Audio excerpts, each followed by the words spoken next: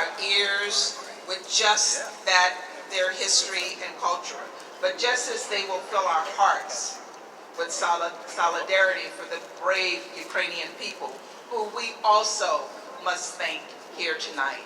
The Ukrainian people who are suffering, who are fighting, who are defending their country's sovereignty.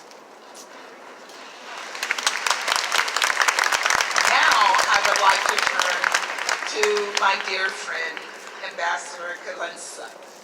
The ambassador here has been a tower of strength and power here in New York since the 24th of February, when we were sitting in the council and the attack on Ukraine started. He has stood strong for his country.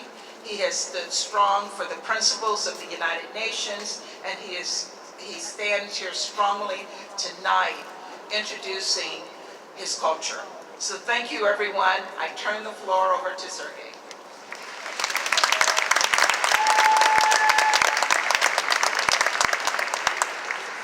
Good evening, and I would like immediately to thank Ambassador Linda Thomas-Greenfield for her powerful remarks.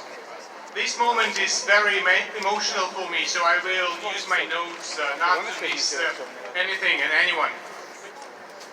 Dear friend, dear Linda, it's my special honor to seize this opportunity to express my gratitude to you, and through you, to the government and the people of the United States for the unwavering support in this epic fight with evil. My special thanks go to all New Yorkers and visitors of this great city for being here tonight in solidarity with Ukraine. It is really not that important where are we from and what are our backgrounds. What does matter, however, is that we all defend freedom, we all fight for democracy and protect humanity. The orchestra is called the Ukrainian Freedom Orchestra, and yet its name stands for freedom of the entire civilized world. At the moment when the evil forces have imprisoned the bodies and broken the lives of millions upon millions of free-born men. They have violated their churches, destroyed their homes, corrupted their children, and murdered their loved ones.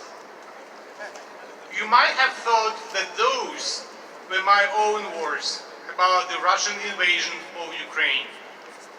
They are, however, from a speech of President Truman on May the 8th, 1945, when he announced the surrender of the Nazi forces in Europe. And who could have imagined that these words would be so relevant almost 8 decades after the end of the Second World War in Europe? And regrettably, they are. But have no doubts, the victory is imminent. And as President Truman said, the flags of freedom will fly over all Europe.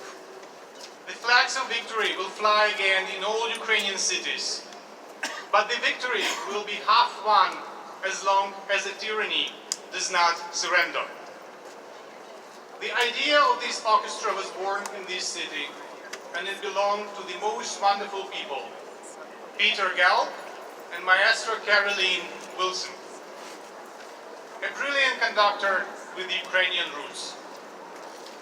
It was in this city where the largest Victory Day celebration within the United States took place in 1945. And rest assured, the day when New York will be the site of the celebration of our common victory over the tyranny isn't that far away. Peter and Caroline are true parents of this orchestra. However, it would not be assembled without help of the government and the people of Poland. I would like to thank Mr. Waldemar Dąbrowski, general manager of the Polish National Opera, and through him, all Polish friends for being shoulder to shoulder with Ukraine. I thank Valdemar, who like many regular Poles, offered his own home to Ukrainians, mostly women and children fleeing from the Russian assault. I would also like to thank our today's host, Mr. Henry Teams, President and CEO of Lincoln Center, who has generously offered the venue of the center for tonight's event. Our gratitude goes to many generous sponsors of the orchestra, including Ford Foundation, Bloomberg Philanthropies, and United Airlines. The project would not be such a success without support of the President of Ukraine, of the Ministry of Foreign Affairs, of the Ministry of Culture of Ukraine. Music can be a powerful weapon against invaders, said President Zelensky, welcoming the initiative of the Ukrainian Freedom Orchestra. And in unison with that, Carrie Lynn has recently stated, this is not just about music making. We are on a mission to fight. Dear Caroline, you are absolutely right when you say to our adversary, you will not win, because culture is the soul of Ukraine. Dear friends, in a few moments, the Ukrainian Freedom Orchestra will give you a chance to be a part of this mission, and your soul to be Ukrainian. Do not be shy to express your emotions. When you listen to the beautiful sounds of music under the peaceful sky of New York, do not hide your emotions.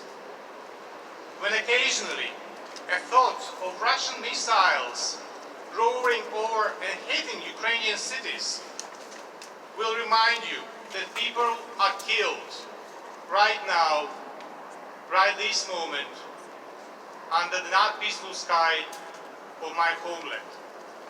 I thank you all for coming, and glory to Ukraine.